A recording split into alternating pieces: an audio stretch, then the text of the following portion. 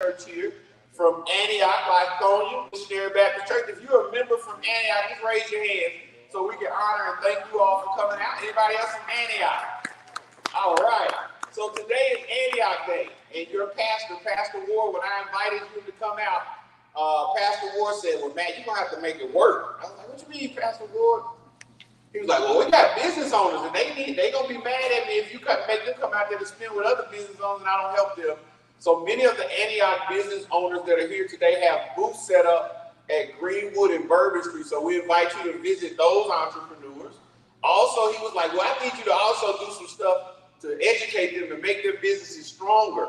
So we have our team from NAVGA here. We have a number of panel discussions that are going to be happening this, what did I say? Who's the woman that corrected me just a minute ago? I said this evening. She said this afternoon is a better description. So we have a number of panel discussions that will happen this afternoon. You can tell a married man because I'm just trained, like whatever you said is right. Cool. All right. But one of the things I always want to do whenever we have these opportunities, the main thing here at New Black Wall Street Market is our vendor family. Everybody that's a vendor here at the New Black Wall Street Market, would you all raise your hands? All right. We want to salute and thank you all as well. This morning I have a couple of entrepreneurs that I want to give them the mic for just a moment so that they can come up and give you guys a quick pitch on their business. So one of the members that I want to bring up right now, his name, I'll tell you kind of a quick backstory. He started in our pop-up program. He had a really interesting product, and then he was like, "I'm doing really good out here." So he went from our pop-up and he became he's one of our newest permanent members. And his name is Mr. Robert Peterson of Heru. So Robert's gonna come and tell y'all about Heru real quick. Come on up, Robert.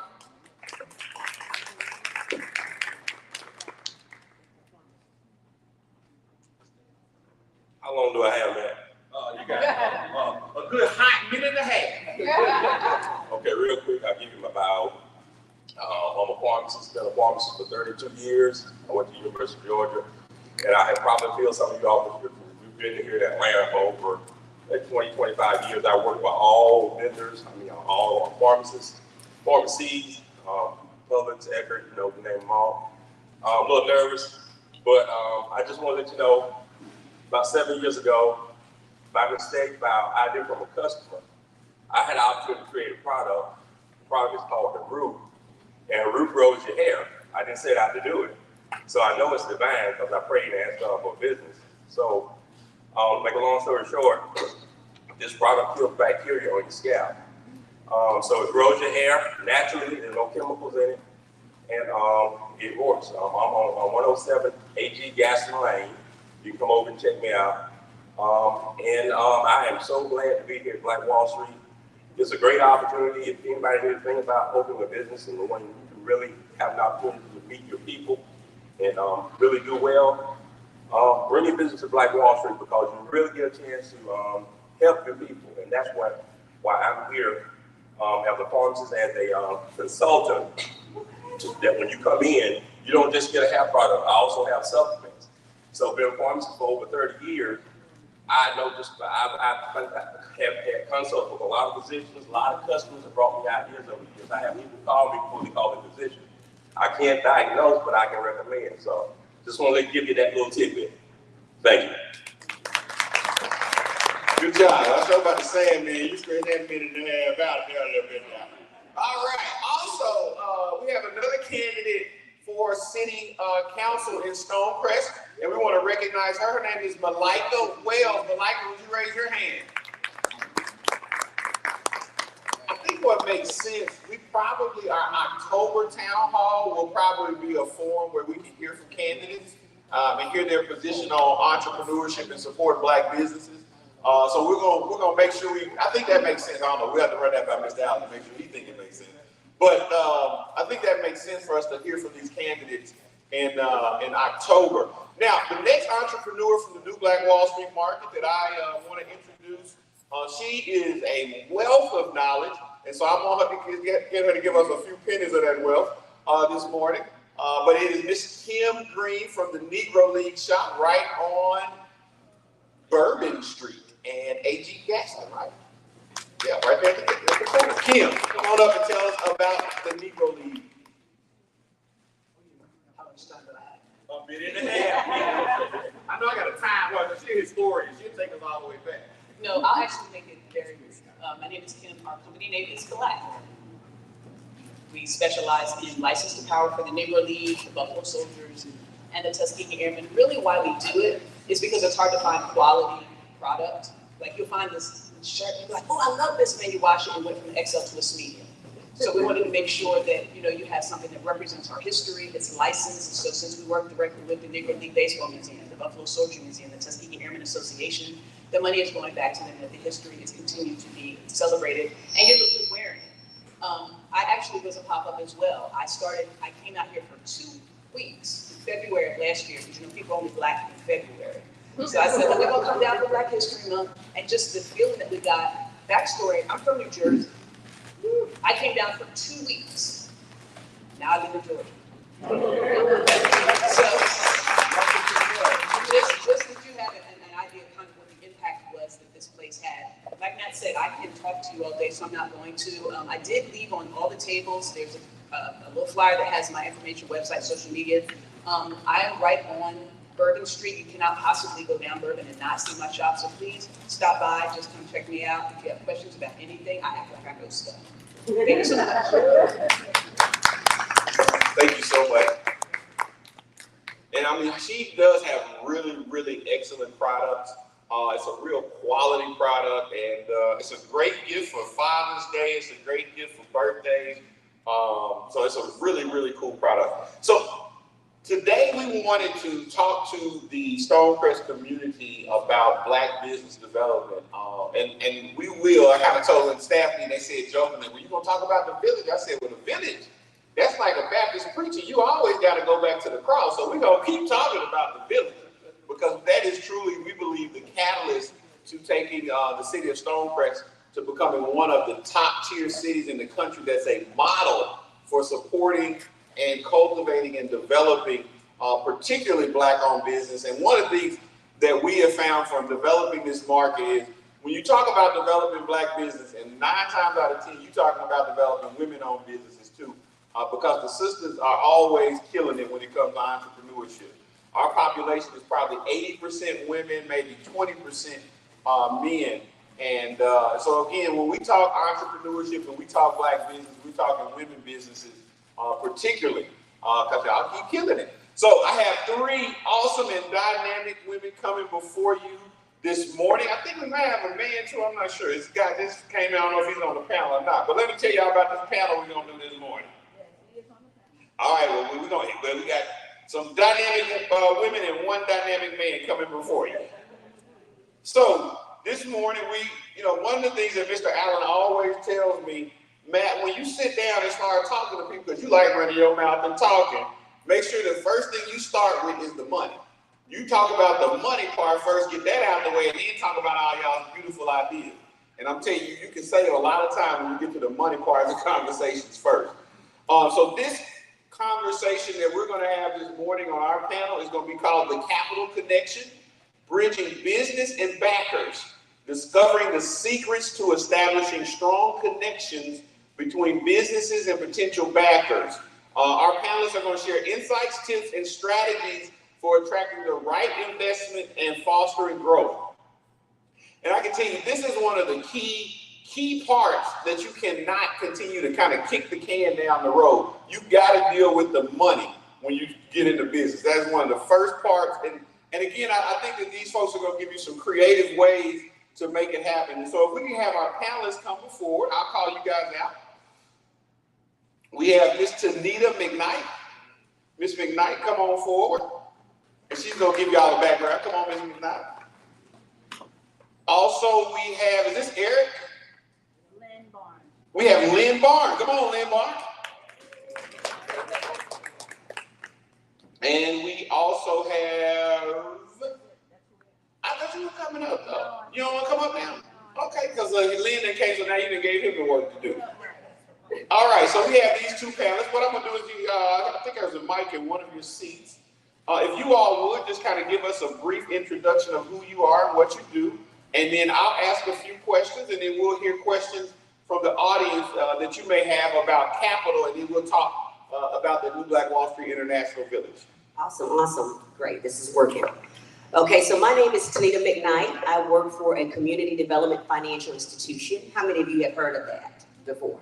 It's a CDFI. Okay, good. So I work for a CDFI, and what a CDFI is, it's a non-traditional lender, okay? Your traditional lenders are your traditional banks, your Wells Fargo's, your Bank of America's, your Truist. And community development financial institutions are financial institutions that put community development first. So we're looking at building wealth, creating economic opportunities in underserved communities, helping people of color and other disadvantaged groups join the economic mainstream and build something for their generations to come, right? I am the business development officer for ACT, Albany Community Together. We are headquartered in Albany, Georgia, but we now, because of the state small business credit initiative, service all of the state of Georgia, 159 counties. So what we do is we provide affordable access to capital, right? It's not just enough to get the money. You need to be able to afford it, because that's the only way you're going to be able to build wealth. If you can't afford the capital, then you're not going to have a profit at the end of the day. And a lot of business owners know you got the sales coming in, you got the revenue, but if your expenses exceed or match out, you don't have a profit. So we do the affordable capital to help you build that wealth. And then we do business development services, because a lot of business owners know how to do the job, provide the services, provide the products, but sometimes the operations gets left behind. And it may seem minute when you start. We have business owners that have been in business for years. But when it comes to getting financing, when it comes to getting access to capital, whether it be a grant or a loan, that operations piece is key. A lot of people missed out on getting funding through the PPP, the Paycheck Protection Program, legit businesses, because they didn't have their operations in order and they weren't able to track their operations. So we talk to business owners and those looking to start a business about how to create those documents, those financial statements, about how to have that business plan if you're approaching a lender, about knowing how to run financial software, or at least start even with an Excel sheet so you can say, okay, this is what I made the first quarter of the year. I didn't make a profit, I broke even, I had a loss, but you're able to document it, because that documentation is what's going to get you through the door when it comes to access to capital. When it comes to getting grants, they're going to ask you about those numbers. When it comes to getting loans, they're going to ask you about those numbers. And so we work with business owners and those looking to start a business to make sure they know how to document that and they can come to the table with the best foot forward. Now I'm going to go ahead and pass this on to Lynn, because I can talk about what we do for hours, but I won't hog the mic. Good morning, everyone. Yeah, I'm Lynn Barnes with Southwest Georgia United. We're also a CDFI, Certified Financial Lending Institution. So we're actually in Cordele, Cordele, Georgia, down below Macon. But we do services the whole state of Georgia. So we make business loans and some housing loans. But like I said, the key, you already mentioned, that we've got to have a good plan, we've got to have financials.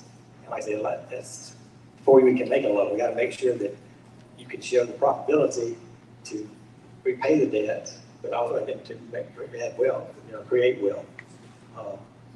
Like I said, we have loans all over the state. So, like we are tied up with the SSBCI 2.0, which that's a great good pile of money that we're going to be able to put out into small businesses and beginning businesses. We have to do some startups, but you have to have some skin in the game. You got to have some saved up, saved savings. Well, let's say I have the finance director there. Cornelia is a finance specialist with us. We have the table there on the right. Cornelia Griffin. And like I've been with Southwest Georgia United for like 15 years now. So we're really excited to hear your proposals and to see how we can work things out. Yeah, that's awesome. I'm going to ask a few questions to start off. And, I want to recognize one of our members who's in the room that just closed a deal with the Lift Fund. If you would you just raise your hand, Mr. Q Vibes? know he wanted me to put all his business out in the street, but he just closed a microloan with the Lift Fund. And one of the things that made me realize, and I'm kind of right now specifically wanting to speak to the members of the New Black Wall Street Market. Many of you all had just started your business before we started this operation, or you started a new business, or you restructured once we started the New Black Wall Street Market. And many of our members have gotten the funds that came out from the city. It was a $25,000 grant.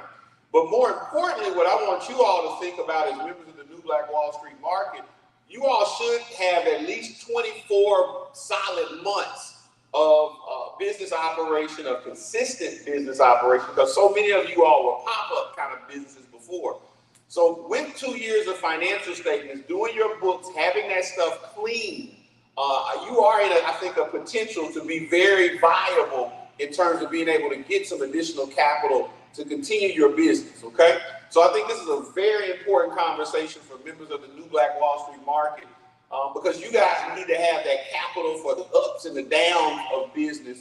And so I want to make sure we get really good questions from you all about how you get prepared for business. And so I want to start off and ask you all, you know, we always talk about this disconnect between capital and businesses of color and people of color.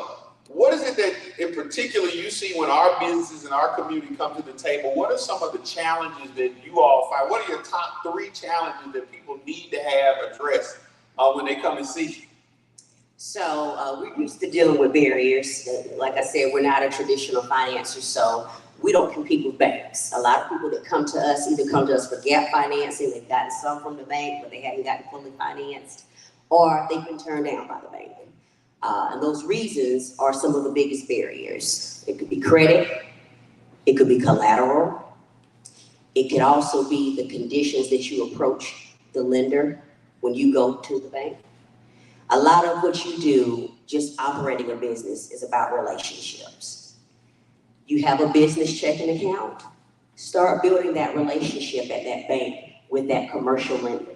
You may not be ready for a loan, but you don't want to wait till you need the money to start getting ready. You want to get ready, or as they say, if you stay ready, you don't have to get ready, right? So you want to go ahead and start preparing and having that relationship. I may can ask all of you in the room for $20, right? You might give me $20. You might not, because you don't know me. But it's a different ballgame if I ask you for $2,000, right? I'm not going to get $2,000. I may not even get $200 because I don't have that relationship with you. If I start to cultivate that relationship, I get to know you. Even if you tell me no today, that's no today. It doesn't mean it's going to be no forever. Keep coming back to the table and having those conversations with those lenders. Find out why you have a no. Another piece I talked about was the credit. Traditionally, people of color have had issues with credit, right? And that's just institutionalized. There's some things we can't help. But what I find a lot of times when we talk about credit, people don't want to have that conversation. You got to be willing to have that conversation. You don't have to have it in a classroom setting with a group of folks. There are organizations out there that do not charge you to have that conversation. One of these folks in the Community Navigator Pilot Program is Operation Hope. It's a national organization that does not charge you to have those conversations. I think Kimberly will be here today. What they can do is give you tactics to work on your credit, right? What they can do is help you come up with a strategy to get your credit score up. And I'm not saying there's a lot of people that come that have great credit. I'm talking about, I used to think Black folks couldn't have credit scores in the 800. But you can. You can. But you have to do the work to have those conversations. You have to partner with organizations and say, hey, do a soft pull on my credit. I need to know where I stand, because you don't know what to improve on if you don't know where you stand. Operation Hope can do a soft pull. You come to a lender, it's going to be a hard pull. We can't get it soft. We're going to pull your credit, and that's going to bring your score down. So go to organizations that don't charge you. If you go to these organizations that say, I can clean up your credit for $500 a month, you can take that $500 and be paying your creditors. Not to not organizations, because some of those are legit businesses. But if you can get it for free and take that $500 and use that to repair handle some of your challenges, talk with your creditors about getting your balances down, work with them, then you can get your score without having to pay that unnecessary money to a third party. You can write letters, you can read, you already have those relationships with those creditors because they gave you the credit to begin with. So working on your credit, what I hate to see is when people come in and we say, okay, you went to Operation Hope, they told you your score was 585. And then you start working with Operation Hope and you come back a year later and your score is 585. That shows us that you didn't do the work. Because you control your score. And they will give you the tools to be smart about it. A lot of it's just debt utilization. You may have $1,000 credit card. If you spend $1,000 on that credit card, that's gonna drop your score. It's maxed out. You wanna stay below 30%. So that's what, $300? That takes discipline. I didn't have that when I was 18 and Bank of America approached me with a credit card on my college campus. They gave me $1,000, I spent $1,000. It was going right out the door. And it took me going and finding out what my score was and not being pleased with my score and saying, okay, what can I do to change this? And eventually, I got up into the 800s. Life happens. I went through a divorce. Let me be transparent. Went through the divorce. Divorce can take a hit on your finances, right? Because when you're in a relationship with someone, you're combining those finances to have those things that you want, to have that roof over your head, that clothing and everything else, that lifestyle. When you go through a divorce, that lifestyle is still there sometimes, but the money's not there. So you have to make that adjustment, and that's where, again, that discipline comes in. And you take bumps and hits. You might have a health situation. Divorce might not be your situation, but life happens. But once you find out how you can make those changes, you can overcome life. You can overcome the things that drop your score. And then you can start getting assets, using that credit for stuff that you can use later as collateral. A lot of times, us people of color don't have collateral. Some of us institutionalized, but some of us using our credit to buy clothes and other things that we can't use in the future if we need to pull equity out of it. Whether it be real estate, some lenders will even look at vehicles, paying vehicles off, but they depreciate fast. So when you have opportunities to have a credit card or a line of credit, use that money for things that can be an asset to you later, that you can use for collateral. Because you don't want that to be an issue. Some lenders, they have flexibility, they don't require collateral, but they're gonna look at that score. So you wanna work on that score, and you wanna see what you can use as an asset so that you can be in a better position and have those relationships. So if the lender's on the fence, because they know you, they're willing to vouch for you, and they can help you get that money. They can help you close that deal. Awesome. One of the things Mr. Allen always talks about is make sure when you go into business, you have a good relationship with a lawyer and a CPA or an accountant. And I think the third leg of that wheel is to make sure that you develop your banking relationships as well too. Do you want to add a couple comments to that question? Well, we see people come in with an idea, and then we have to, they haven't got the acumen about the financials and everything. So when they have our business plan, we have to have a business plan. We gotta see where we're going. But there's things out there. There's courses out there that you can take that are free. Georgia Now provides technical assistance, and those people are all over the state. But like they help you get started, because a lot of times people come in, they have a great idea, but no real plan. So you've got to have a plan, and we can help you with that. And it takes a lot. It's a good start. Okay, cool. We're going to add Ms. Katrina Parks from the NAVGA program. If you come on up to the panel, Ms. Katrina, we appreciate you. Y'all give her a warm welcome. I'm going to ask one more question, and then if you all have questions, you can line up at the mic to ask your question about capital. The other thing I wanted to make sure I ask you all, are there certain types of things that you like to fund? So if I'm sitting in this audience, and let's say I run a shop at the New Black Wall Street Market, and I may want inventory, I may need marketing money, is there a difference in the type of things that you all are more favorable to funding, or are you just cool with like inventory, working capital? Can you kind of feel that question so that you all are prepared and you understand what type of kind of I'm trying to think how to put this. So you kind of understand the types of things that you all are willing or more likely to fund. So when you are trying to get capital, when you are trying to get a deal financed, it's a risk involved. With any business, there's risk involved, right? But there are some industries that are more riskier than others. And so for ACT, the industries that we try to stay away from are those that are higher risk, but they are very, what's the term we use?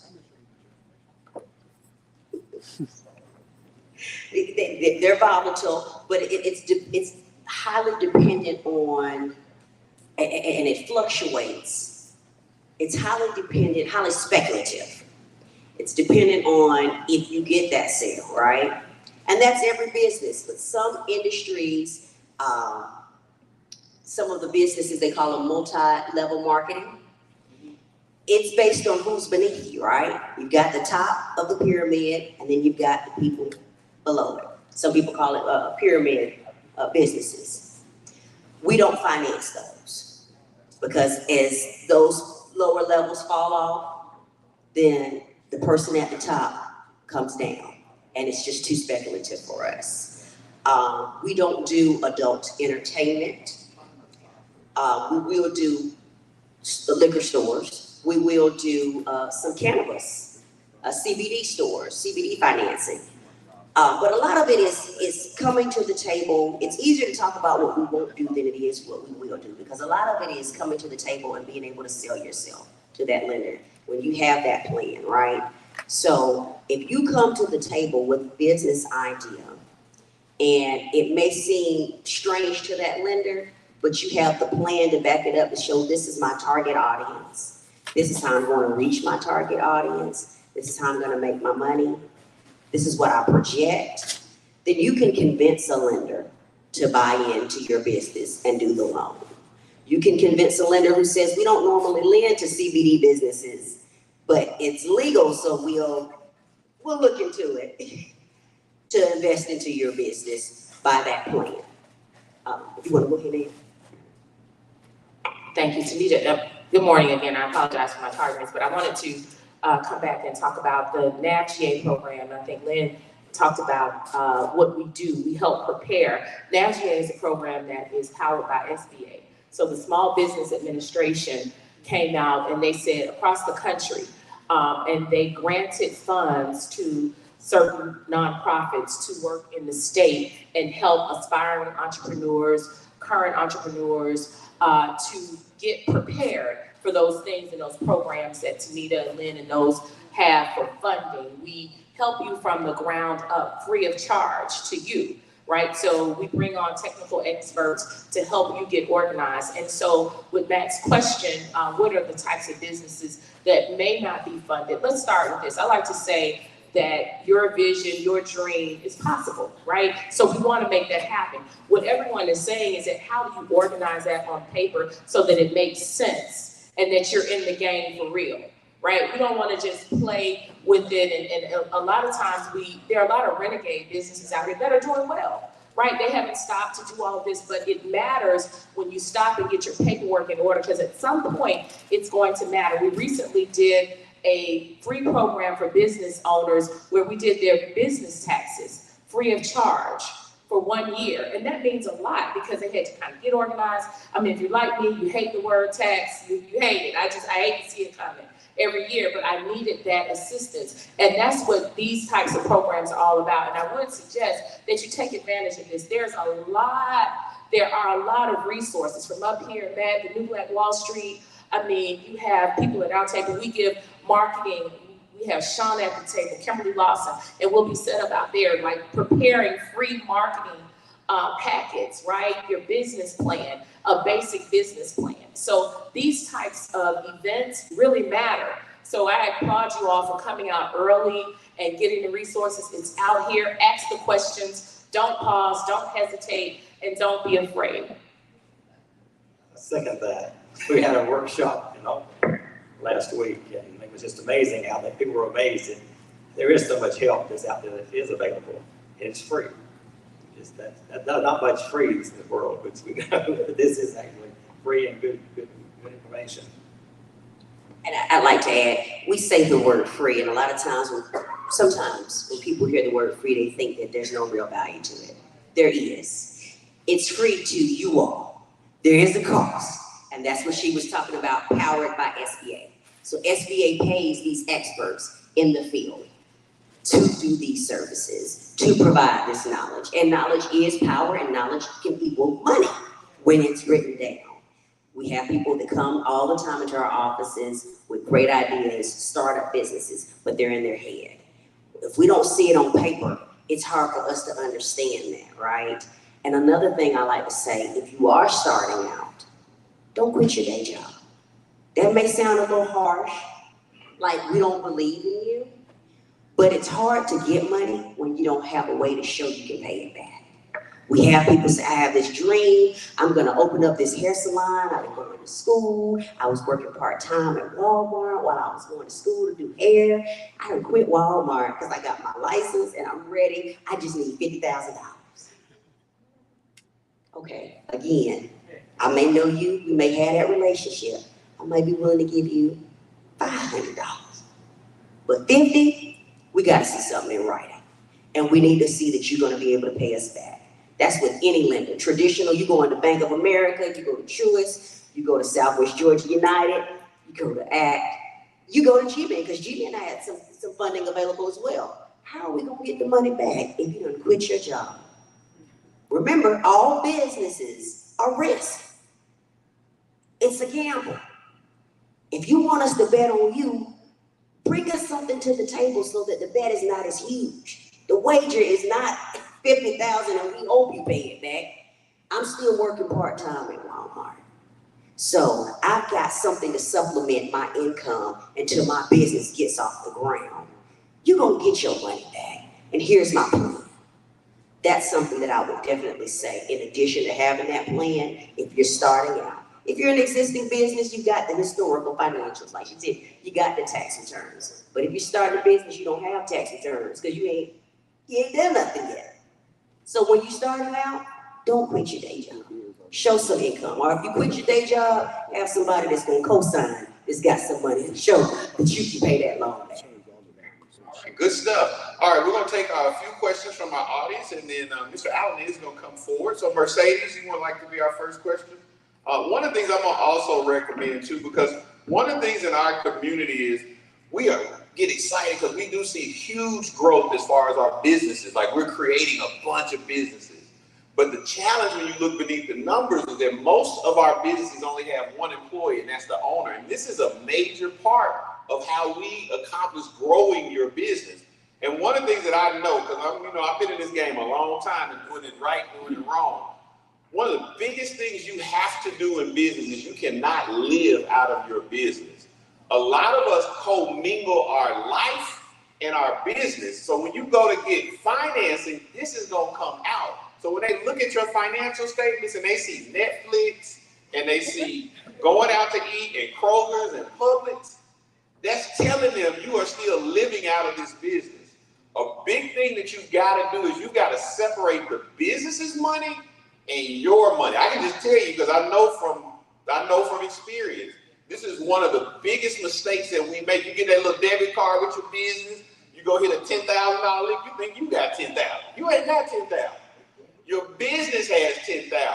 And you have to separate and pay yourself maybe 1,000 or 2,000 and let the business have its money.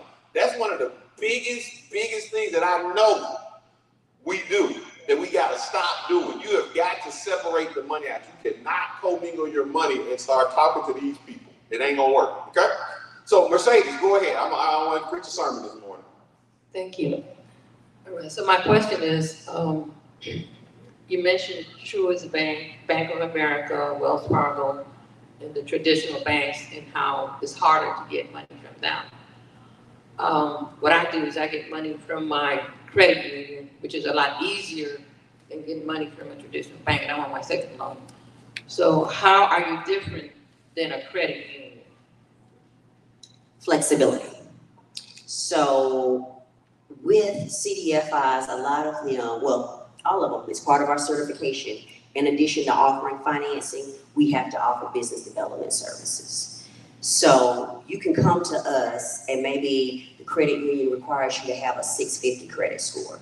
You can come to us with a score less than that, and we'll be more flexible with that because we're gonna establish a work plan with you to help you get your score up and continue to work with you and offer technical assistance so that you can get bankable by your credit union or a traditional lender. We're flexible when it comes to debt coverage. Some banks want you to be able to clear the debt. You got, and he talked about keeping your expenses separate, keeping your money separate. You got your personal income, your personal expenses. You got the business income, you've got your business expenses. And then you've got what's left, right? So what's left is what we look at. We call that the cash flow. What's left is what we look at to see how we're gonna get paid back. If you don't clear it by 2, some banks won't do the loan. For CDFIs, a lot of the times you just need to clear it once. So if you have, let's say, $3,000 left after your business expenses and your personal expenses have been taken care of, that $3,000 has to be enough to pay our loan payments, right? Monthly, if we say $3,000 left over a month. Our loan payments, let's just say the debt service is $1,200. That's enough to cover it by 2. The bank will do that. But let's say your cash flow is actually not that $3,000 because you got another bill that comes up and we really dig deep and take more time and look to see that your cash flow left over is $1,200. That's pushing it. Now you don't have enough to cover that debt twice. Now you have enough to cover that debt once. And that difference can be a yes or a no from a traditional lender versus a CDFI. I'm just gonna pick back on one thing, and it's so important, and I appreciate it, and I want you to answer this. When you mentioned, it's all about confidence, right? And this may not be directly answering your question, but what I mean by that is that you have to ask the questions if it's not clear to you. If this is not the language that we speak every day, like in your business, I may not understand it. I'm gonna stand there as a consumer and ask until it makes sense to me. So I'm gonna ask Tanita right now, CDIF, again, what is that acronym for? Community Development Financial Institution, right? And so in essence, what that is that it's another lender, like she just explained, and I'm not assuming that everyone doesn't know, but I'm not assuming that everyone does know. And it's okay to ask that question. So it's a banking, a financial institution, or a nonprofit that has those banking rights and are able to make those loans to you, like she said. So as opposed to, when they talk about your debt ratio and they say, well, bottom line, because I need things broken down, MBA and all, sometimes when it gets down to business, and I like what Matt said, because I recently had that, and I got a debit card, and I'm like, yo, right? I look at my personal, it's low, and I look at this one, I'm like, yay, and then you think about it, I need to go Zelle this vendor, I need to go pay this person. I look around and my, business debit is low, and I'm like, I'm sad again, but at the end of the day, he's right, you've got to make that distinction. But I say all of this to say, ask the questions. Don't stop at what anyone says. If I'm not clear or someone is not clear, say, come on, I need you to kind of run that by me again, right? I need to understand how that will work for my business. And again, the debt ratio, to that point, we go to all the banks, you buy cars, they're like, hey, they look at all your bills. And Tanita, I just learned something. So you telling me you turn me down because I can't pay it twice, but I really only have to pay it once a month. But you charge me for paying it twice. That's how you are, going to qualify me. But the CDFIs, they only require that one time. If you can show that you can pay it one time versus that 2 in a traditional banking situation, then you're possible, you're a possibility. So again, ask these questions about these types of organizations. And again, just like what Matt said, that's counseling. A lot of times if you don't walk out with anything in your hand, whether it be a check, a package, sometimes the intangible items like information, conversations are more valuable, right, than what you would realize. You may be able to use something that someone has said up here in a later scenario in life, in your business life. So just think about it in that regard. Also, your credit score, back to you were talking about the credit score. Like, there's reasons that the credit score could be down, like the hospital bills, unexpected, and other things that, so we do listen to you and talk about why this credit score would be so low. I went for 463 just yesterday. And like I said, it was unusual circumstances, but you know, I'm not going to be able to help because we can't, if it's at the edge of the cliff, like I said, it's just going over. I mean, you got to at least be able to show one like, payback.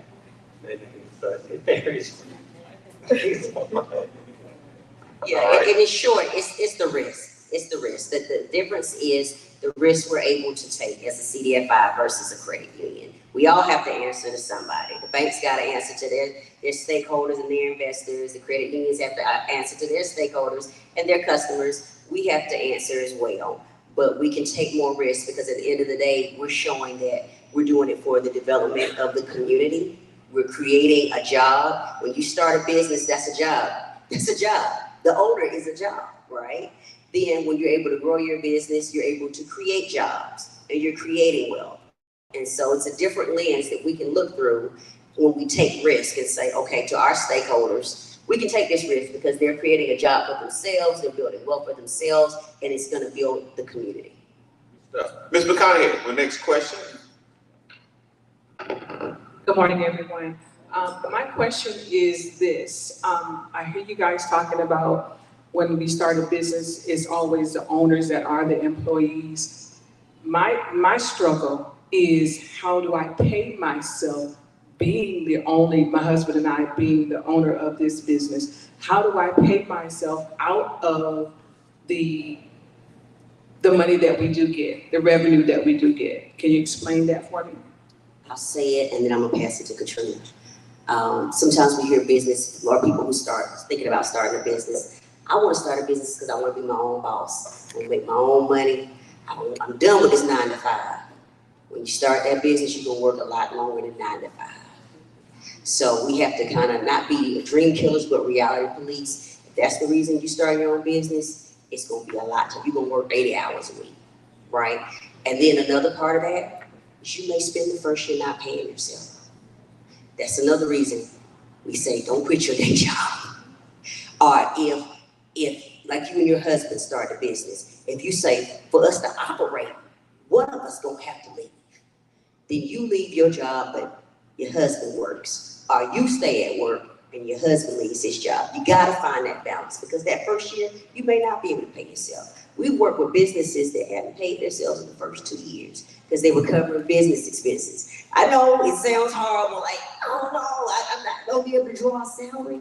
Eventually you will, but you've got to cover your expenses first before you can, so you can show a profit before you can start paying yourself.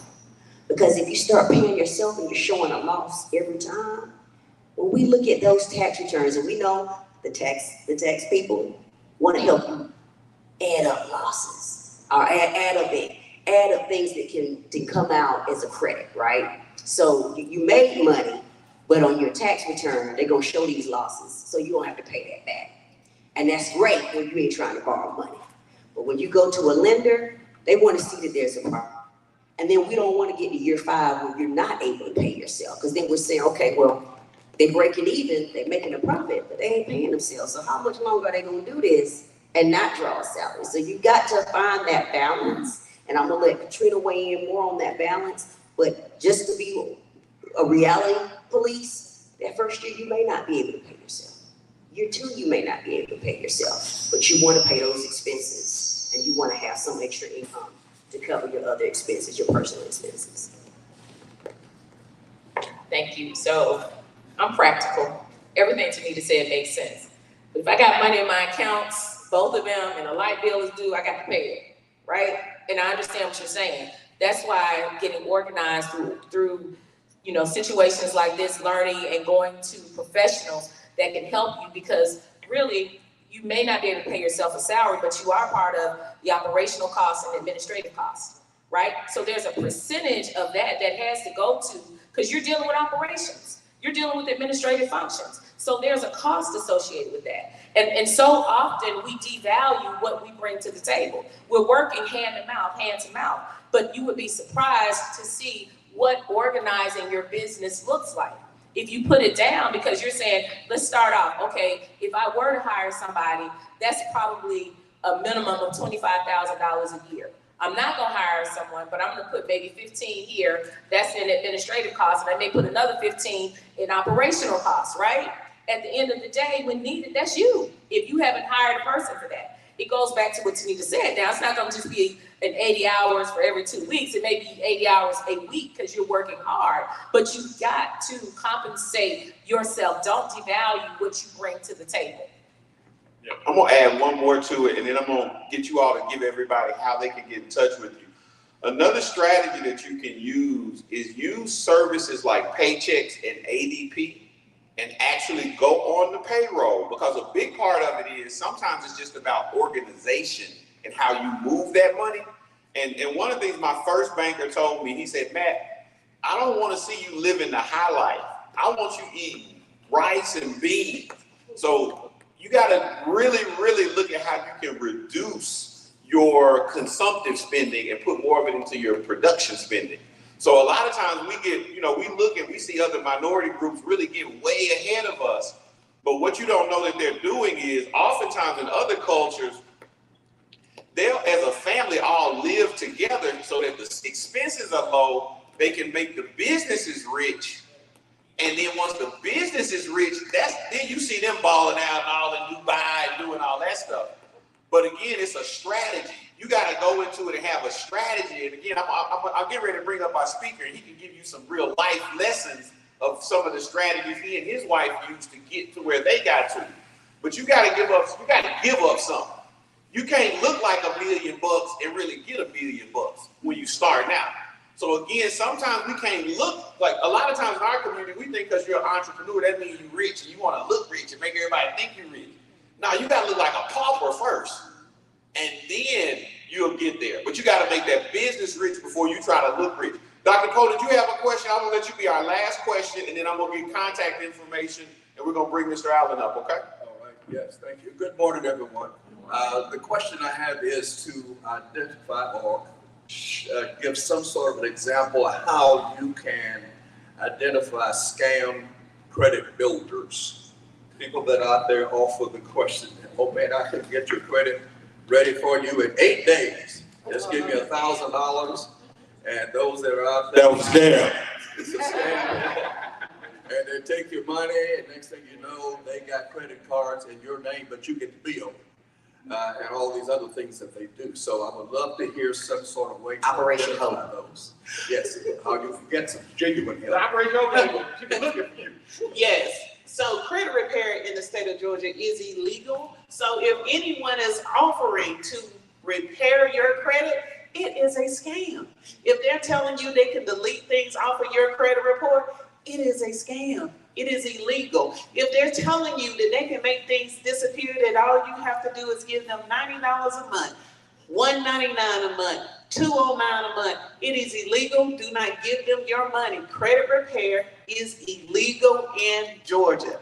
There is absolutely nothing you can do to fix your credit other than pay your debt.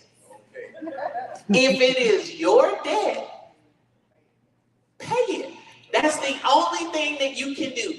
No one wants to hear that. But if it's your debt, now if you were in college, and I know that at the HBCU I went to, when you jump out of registration line and financial aid, there was a credit card company waiting right there. All you had to do was sign the paper, and they gave you a credit card. And all of us had a great time, for that first month. And maybe after the refund checks came, we had an even bigger time. And now people owe student loans, you may have had a car repossessed, any of those things. This is your debt. Okay. You cannot run from it. Now, it may fall off your credit report in 7 years, and some will tell you that this is true, but again, this is still your debt. So what happens when you give your money to these credit repair people? They dispute everything on your credit report. And what happens? So automatically, when you dispute something, the creditor has to then take it off of your credit and investigate whether or not it's your credit. This is why they tell you, if you're gonna apply for something, you gotta hurry up and do it. You got 90 days, to go ahead and apply for whatever you're going to do. Because while the creditor is investigating whether or not the Social Security numbers match, the addresses match, the video footage of you in Best Buy, buying 5 computers match. And then at the end of this, it all comes back onto your credit report. And so then you say, hey, I paid you all of this money and this back on your credit report. And then they say, oh, I don't know what happened. Let me call you back. And they're not going to do that. Now they have your money. These things are back in your credit. You just re-verified that debt. So your 7 years starts all over again. Okay, credit management is one of the last part B of this. Okay, let's hear it. And that is, a lot of times things will drop off if you cancel something you paid off. History is important, as I understand it as well. is. So how do you selectively keep things that you've had good relationship with and got some good credit history versus canceling it and it's off and the credit score looks like you start all over again and you don't have credit for 50 years? Right, so you have to understand what makes up your credit. History of your accounts, I believe, is 10% or is it 15%, Javon, do you remember? 10%. Credit history is 10%. So you never run to close any of the accounts that you have in good standing that you have kept open for years. It does not matter that you no longer shop at Macy's. Go to Macy's once a month, buy a pair of socks, pay all but $5 of the socks that you purchased. Keep that account active because that's keeping you in good standing. When you pay things off and you close these accounts, now that's not on your credit, so you're going to lose that reporting of that 10%. Now, at Operation Hope, we offer credit coaching, which is not illegal, for free 99.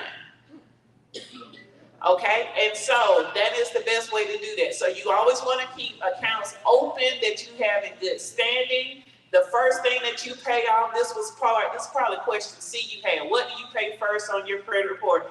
Everything in collections. If it is in collections, it is tanking your credit score monthly by at least 3 points. Pay those people.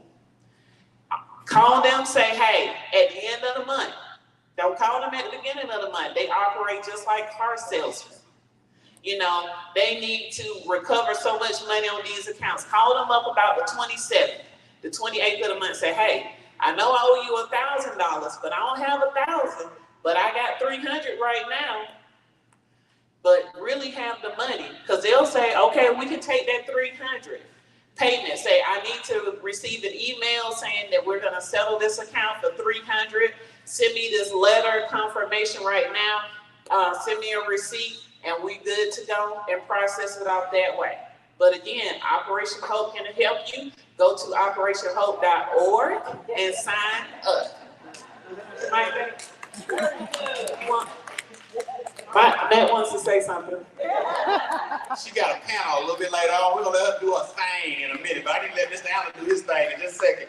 Just real quick, to wrap this up, because some of our vendors have to go out and operate the businesses to make this place work. If you all could, just tell folks, how can they get in touch with you real quick, and then we're going to bring Mr. Allen up. I'm Katrina Taylor Parks. I am representing GMEN, GMEN. The NAVGA program is under that, so look up gmen.org. It is a nonprofit that's been in existence for over 25 years by Ms. Elizabeth Wilson, who will be here later to bring greetings as a micro lender. Again, gmen.org, and we'll have a table set up out there shortly. Yes, Lynn Barnes with Southwest Georgia United, we have a table out. We'll have our cards. It's swgau.org is our website. That's a money for speak up. They got the money. Speak up. Our website is a little bit longer.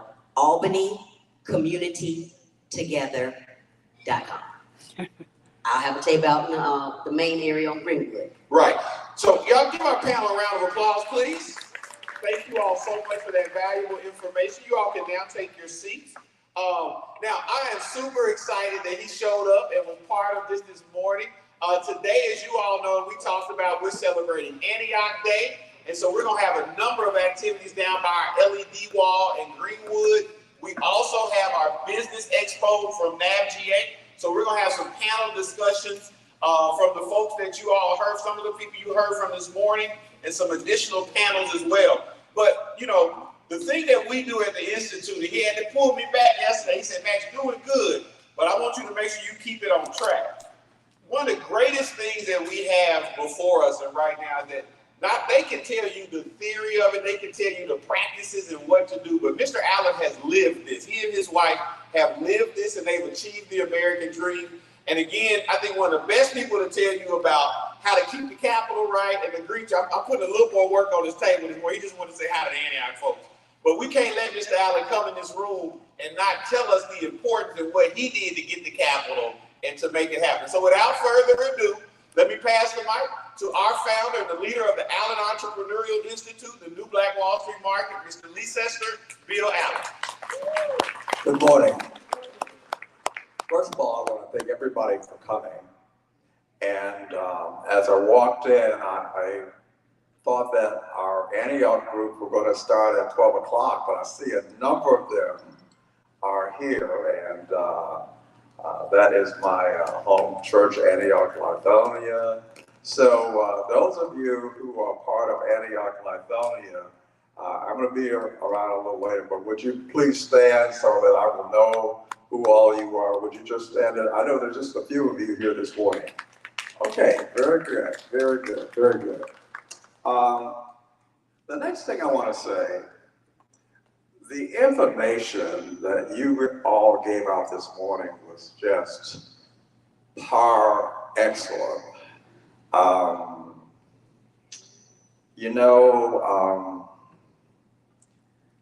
There are a number of stories, and I'm not going to tell a lot of them, but I am going to tell one this morning. My very first business, and this was pre-internet, as we know it. I read the newspaper and it said, learn how to be a landlord. And so I took the course. And so there are a couple points I want to make. One, when I took the course at the University of Detroit, an adult course, only 7 people signed up for that course. So it wasn't enough for the university to continue that course. So they canceled it. But a lady named Goldie Levenstein, who happened to be a realtor, and I guess she wanted to do her part in teaching how one owns real estate properties or what have you, decided to teach it at her home, when she was a senior citizen. And she looked at me one day and said, young man, and I was a young man then because I was in my 20s, I have just the building for you to buy. Now, I don't own anything now. I just got a teaching job. I just got through making $1.35 an hour as a student at Wayne State University, and I was making $5,600. Yeah, I don't think I had gotten a raise to $7,500 for the entire year. That's not a month, that's for the entire year. So I'm taking you back away. And so she said, I have this 8-unit apartment building. I'm looking at her, are you crazy? I don't own anything and I don't have any money. Well, I did have a little bit of money. And she said, all you need is $4,000 down. So I had saved up a little bit of money, and she said the owner will finance the rest. So anyway, the point I want to get to, I figured out how to go to, someone mentioned about their credit union. Well, the good advantage of being a teacher was the teacher's credit union. They were a little bit more liberal in loaning money than the banks. But the point I want to make this morning is I was $300 short, but I was engaged to be married. And my bride-to-be loaned me $300, and she's here this morning. Maddie Allen, stand up. Over 50-something years. And So I told her this morning, 400. oh, she remembered getting short. Well, since you remember that, do you remember that 200 I asked you for this morning?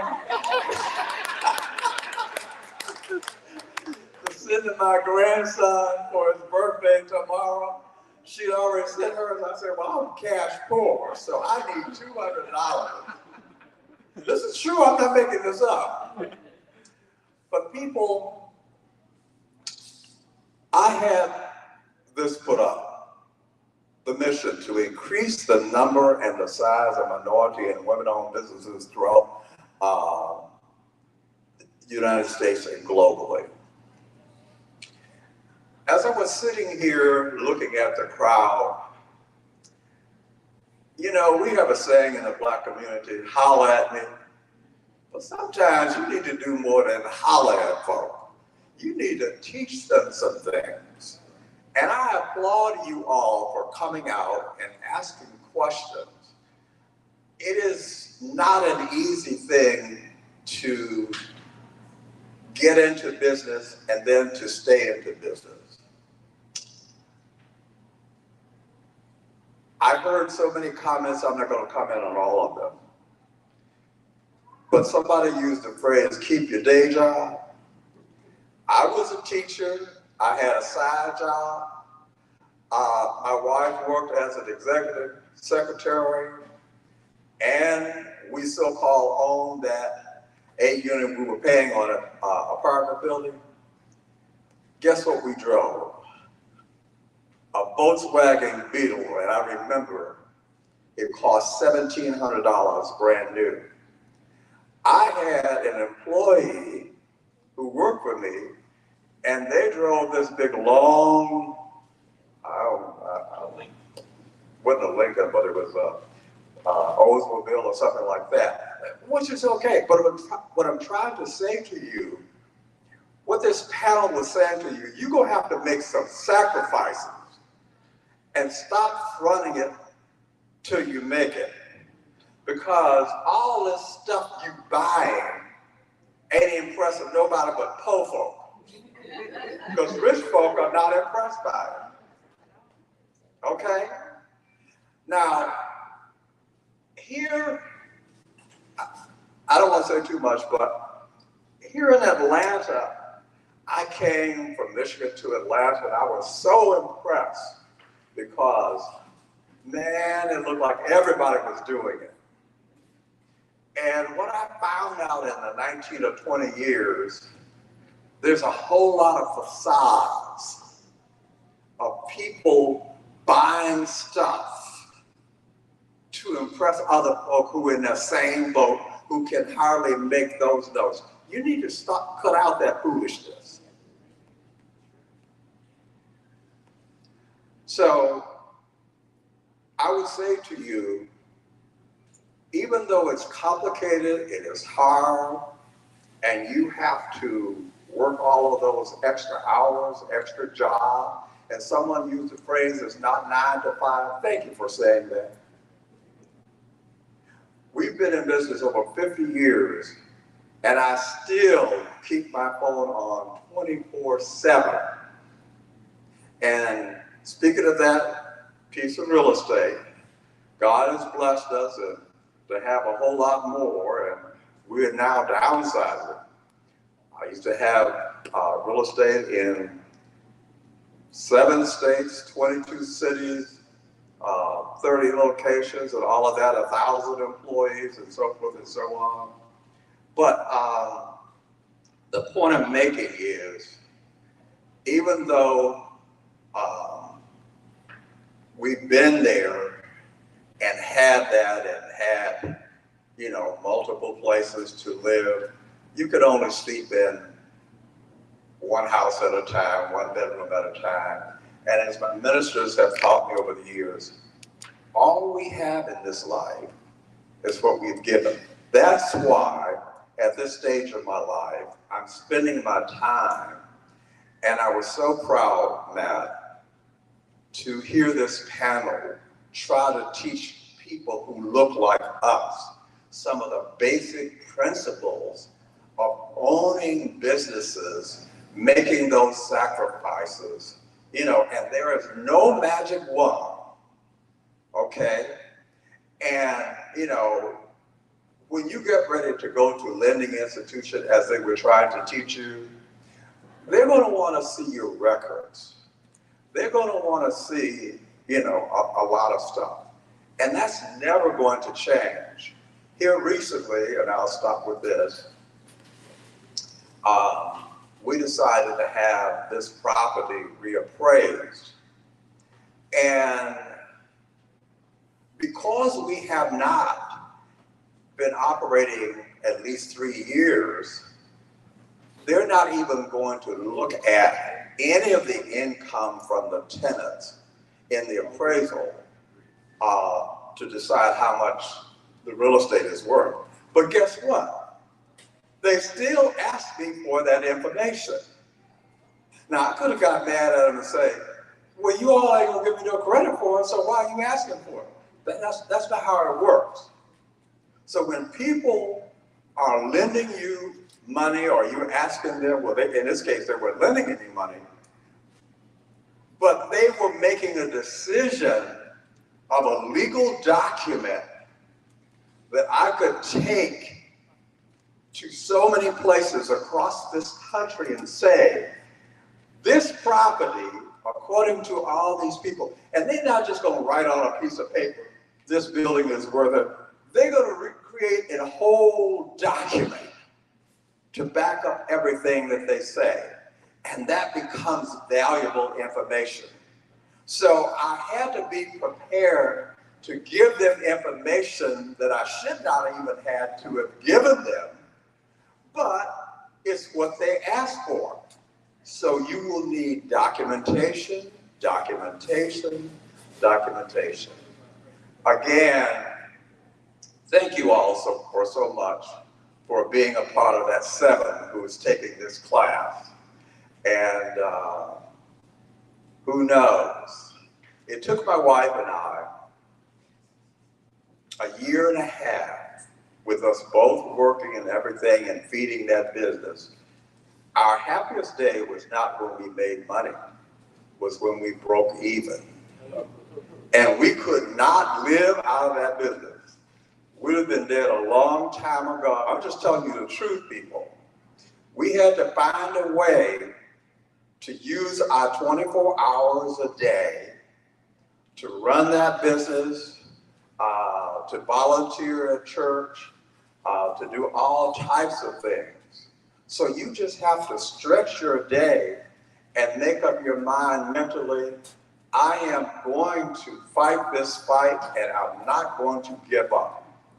And so I say to you again, I applaud you for coming, and we look forward to more of these training sessions that will help our people understand the basis of how do you stay in business, how do you understand the difference between gross income and net income. There's just so much for you to learn. So please come. It may be a little complicated. Come back again, and I'm so glad to see so many of our vendors here that come and listen, because every little bit helps. Again, thank you, Matt, for doing this, and thank you all again, and we appreciate you so much. Thank you, Mr. Allen. We appreciate you. That's one of the jewels that we have, is not only can we help you all get the theory, but again, having someone before you that has done it, made it happen, and lived that American dream, reinforce it for you, really, really helps. And so I think I'm excited about this. So thank y'all again. Y'all give yourselves a round of applause. Okay, so we're now at 11 o'clock. For the Antioch members, this is Antioch Day. So there are a couple things that we have prepared for you all. We just got through eating, so we don't need to have the lunch part. But if y'all got members that come in, there'll be lunch and errands. Also, if you all would, we're going to be doing tours of the new Black Wall Street Market to educate you all on the market between now and 1 o'clock. so you all can meet up with us.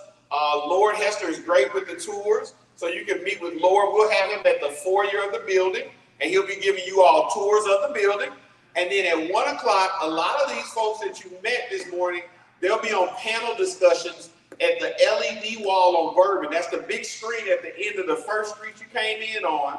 And also, if you all want to talk to them between 11 and 1, they have booths set up down at the end of the street on Bourbon. And also, another treat, the people who own businesses from Antioch are also set up in that area. So a lot of activity will be going on there at 1 o'clock if you want to hear more of this. And then after we finish those panel discussions, we'll greet you all again this evening. So again, I want to thank you all for coming this morning. Antioch is just getting started, so we're going to have a great day of learning about the new Black Wall Street Market and fellowshipping together today. I want to thank the leaders from NBWSM. I see a few more of them have come in, so we got us a good panel of resource folks that's going to help us out today. So again, you guys, thank you for coming. We will definitely be in touch and want to see you all come back next month to our town hall. And you are now consider yourselves dismissed. Thank you so much.